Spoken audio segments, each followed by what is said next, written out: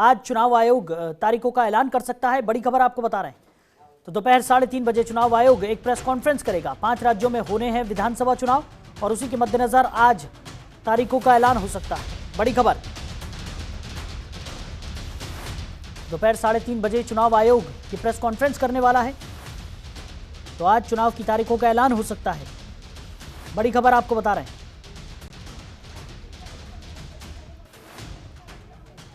तो दोपहर 3:30 बजे चुनाव आयोग की प्रेस कॉन्फ्रेंस करेगा।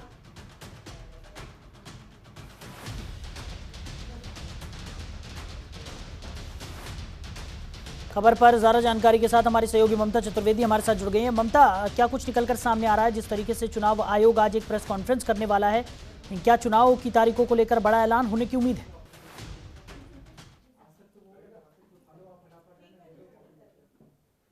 ममता, सुन पा रही हैं आप?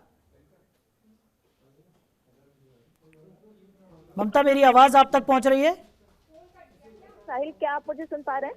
जी जी ममता, आज प्रेस कॉन्फ्रेंस करने वाला है चुनाव आयोग, क्या तारीखों का ऐलान होने की संभावना है? जी बिल्कुल साहिल, देखिए 3:30 बजे का वक्त है जब बताया जा रहा है कि चुनाव आयोग एक बड़ा घोषणा कर सकता है। 3:30 बजे ऐलान हो सकता है 5 राज्यों के विधानसभा चुनाव का। पंजाब, मणिपुर, उत्तर प्रदेश, उत्तराखंड और गोवा में 5 ये राज्य हैं जहां पर विधानसभा चुनाव होना है। ऐसे में तमाम तैयारियां चुनाव आयोग की तरफ से काफी लंबे समय से हो रही थी। देखा जाए तो स्वास्थ्य मंत्रालय के साथ भी बैठक की जा रही थी और इसके अलावा गृह मंत्रालय से भी कई बैठकों का जो सिलसिला है चुनाव आयोग की तरफ से किया जा चुका है और पूरी तैयारी एक तरीके से चुनाव आयोग कर चुका है। ऐसे में 3:30 बजे का प्रेस कॉन्फ्रेंस, ये कहा जा रहा है कि मुमकिन है कि 3:30 बजे प्रेस कॉन्फ्रेंस कर चुनाव आयोग चुनाव की तारीखों का ऐलान कर सकता है। जी ममता, वहीं अगर बात की जाए तो चुनाव आयोग ने 3 दिन का उत्तर प्रदेश का दौरा भी किया था। उत्तर प्रदेश में विधानसभा चुनाव बेहद नजदीक है और उस दौरे का कितना असर यहां पर तारीखों पर पड़ सकता है?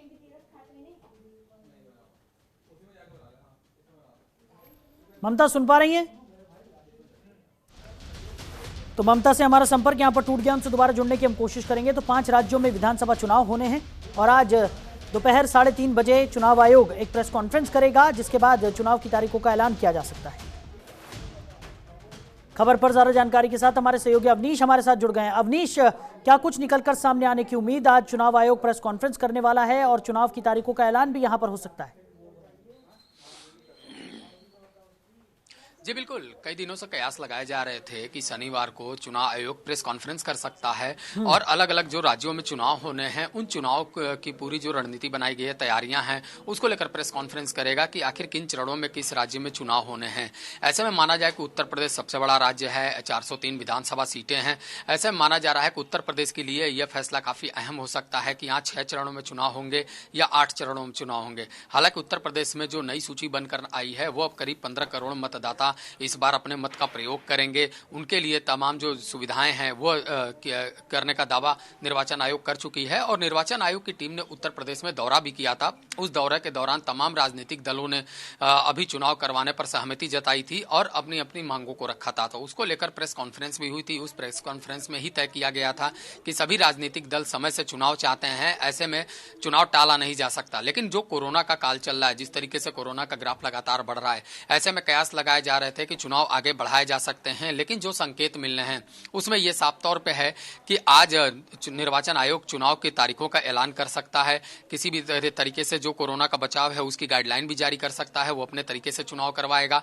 इसको लेकर जो मंथन है वो किया जा रहा है और उसी को लेकर उम्मीद जताई जा रही है कि जब 3:30 बजे का वक्त होगा, जब भारत निर्वाचन आयोग की तरफ से ये प्रेस कॉन्फ्रेंस की जाएगी कि 5 राज्यों में किन किन तारीखों में चुनाव होंगे, किन चरणों में चुनाव होंगे, किस किस राज्य के लिए कितने चरण बनाए गए हैं, तो उसमें जो सबसे अहम तस्वीर होगी वो होगी उत्तर प्रदेश की, क्योंकि उत्तर प्रदेश सबसे ज्यादा आबादी वाला भी राज्य है।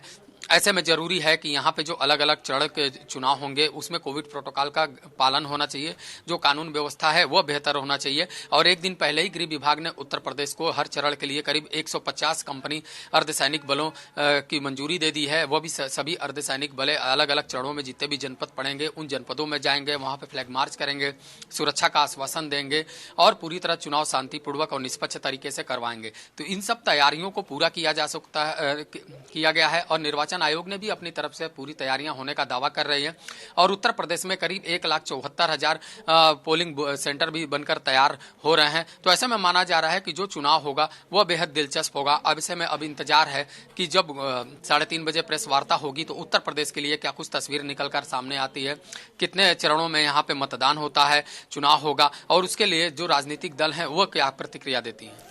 अवनीश, जिस तरीके से चुनाव आयोग ने 3 दिवसीय उत्तर प्रदेश का दौरा भी किया था, तमाम पहलुओं पर चर्चा की गई थी, तमाम अधिकारियों से वार्तालाप किए गए थे, बैठकों का दौर भी चला। लगातार ये कोशिश की जा रही थी कि जिस तरीके से कोरोना संक्रमण देश भर में फैल रहा है उसके लिहाज से तारीखों के ऐलान पर भी उस दौरे का असर पड़ सकता है। साथ ही साथ बात की जाए तो प्रचार प्रसार को लेकर भी चुनाव आयोग काफ़ी ज़्यादा सक्रिय नजर आ रहा था, जिस पर चुनाव आयोग ने अंत में फैसला राज्य सरकार पर यहाँ पर छोड़ दिया था। लेकिन अब जिस तरीके से आज प्रेस कॉन्फ्रेंस होने वाली है, तो जो दौरा चुनाव आयोग की तरफ से उत्तर प्रदेश में किया गया था उसका कितना असर यहां पर आज की इस प्रेस कॉन्फ्रेंस पे और आज के चुनावी ऐलान को लेकर होगा? जी बिल्कुल, देखिए भारत निर्वाचन आयोग ने जब उत्तर प्रदेश का दौरा किया था तो ये 3 दिन का दौरा था। 3 दिन के दौरे में सबसे पहले उन्होंने राजनीतिक दलों के प्रतिनिधियों के साथ मुलाकात की, उनसे जाना कि क्या चुनाव सही समय पे होना चाहिए, क्योंकि कोरोना का ग्राफ लगातार बढ़ रहा है। ऐसे में राजनीतिक दलों ने सहमति जताई थी कि जो तय समय है उसी में चुनाव होना चाहिए। तो तमाम जो नियम कानून है उसके बारे में भी बात हुई और उसके बाद कई अफसरों को हटाने के लिए भी विपक्षी दलों ने मांग रखी थी और तमाम जो उनकी मांगे हैं उन मांगों पर सुनवाई भी भारत निर्वाचन आयोग ने किया था। उसके बाद जितनी भी केंद्रीय सुरक्षा एजेंसियां हैं, केंद्रीय बल हैं, उसके नोडल अफसरों के साथ उन्होंने बैठक की थी। उस बैठक में भी तमाम जो तैयारियां हैं केंद्रीय बलों को लेकर उसके बारे में उन्होंने परखा था, कितने बूथ होंगे, कितने पोलिंग स्टेशन होंगे, वहां पे किस तरीके से सुरक्षा का चक्र बनाया जाएगा, उसके बारे में बातचीत की थी। वहीं जो दूसरा दिन हुआ था उन्होंने पूरे प्रदेश के जितने भी जिलाधिकारी हैं, कमिश्नर हैं, एसपी हैं, उनके साथ चुनावी तैयारियों पर मंथन किया था और पूरे दिन भर चले मंथन के दौरान उन्होंने निष्पक्ष और पारदर्शी तरीके से चुनाव करवाने का आश्वासन भी दिया था और दावा भी किया था। तीसरे दिन की बात करें तो तीसरे दिन उन्होंने डीजीपी और उत्तर प्रदेश के नए मुख्य सचिव के साथ मुलाकात की थी, उनसे बातचीत की थी और पूरी तरह जो चुनाव प्रक्रिया है उस प्रक्रिया के बारे में जाना था और जो तैयारियां की गई हैं उत्तर प्रदेश में अब तक चुनाव को लेकर उसके बारे में जानकारी हासिल की। उसके बाद प्रेस कॉन्फ्रेंस किया। प्रेस कॉन्फ्रेंस के दौरान उन्होंने दावा किया था और संकेत भी दिए थे कि जो तय समय है चुनाव का उसी तय समय में चुनाव करवाए जाएंगे। कितने चरणों में ये चुनाव होगा उत्तर प्रदेश में उसका खुलासा उन्होंने नहीं किया था, लेकिन आज वो खुलासा होगा कि आखिर वो कौन सी तारीख होगी और किस ओर से ये चुनावी जो प्रक्रिया है उसको शुरू की जाएगी। क्योंकि पहले के चुनाव में देखा गया है कि पहले के विधानसभा के चुनाव में पश्चिमी उत्तर प्रदेश से ही मतदान शुरू होता था, उसके बाद पूर्वी उत्तर प्रदेश जाकर खत्म होता था। लेकिन इस बार देखने वाली बात होगी कि इधर किस एंगल से चुनाव होता है, कौन से चरण में कौन से जनपद आते हैं और ये सब बातों का खुलासा करीब 3:30 बजे होगा। और खासतौर पे इसमें ध्यान रखेगा निर्वाचन आयोग की जिस तरीके से कोरोना का ग्राफ बढ़ रहा है। केंद्रीय स्वास्थ्य मंत्रालय के साथ लगातार उन्होंने बैठक की और इस बैठक के बाद उसमें जो गाइडलाइन तैयार किया गया है, क्योंकि वो गाइडलाइन क्या होगा, क्योंकि लगातार अगर बात करें तो एक जो पोलिंग बूथ होता है उस पोलिंग बूथ पे करीब 1500 वोटर होते हैं, लेकिन इस बार कोरोना को देखते हुए उस वोटरों की संख्या को घटा दिया गया है और पोलिंग बूथ को बढ़ा दिया गया है। यानी 1000 से 1200 तक के जो वोटर होंगे वह एक पोलिंग बूथ पे होंगे और जो पोलिंग बूथ है उनकी संख्या करीब 10,000 तक बढ़ाई गई है, वो 1,74,000 हो चुकी है। तो उत्तर प्रदेश जो मुख्य निर्वाचन अधिकारी हैं उन्होंने अभी जल्दी दावा किया था कि तैयारी पूरी है। जो मतदाता पुनरीक्षण कार्यक्रम हुआ था उसमें जो सूची लाई गई अंतिम वो सूची तैयार है, तो वह पूरी तरह तैयार है चुनाव करवाने के लिए। अब तय करना है कि भारत निर्वाचन आयोग उनको कौन सी तारीख देता है, कौन से चरण में किस जनपद को लेता है, वहां पे किस तरीके से चुनाव होगा वो दिल्ली से तय होगा, लेकिन उत्तर प्रदेश से तैयारियां लगभग पूरी हो चुकी है। चलिए अवनीश, हमारे साथ जुड़ने के लिए, इस तमाम जानकारी के लिए आपका बहुत शुक्रिया। खबरों के निष्पक्ष विश्लेषण के लिए सब्सक्राइब करें Jantantra TV and press the bell icon. Never miss any update.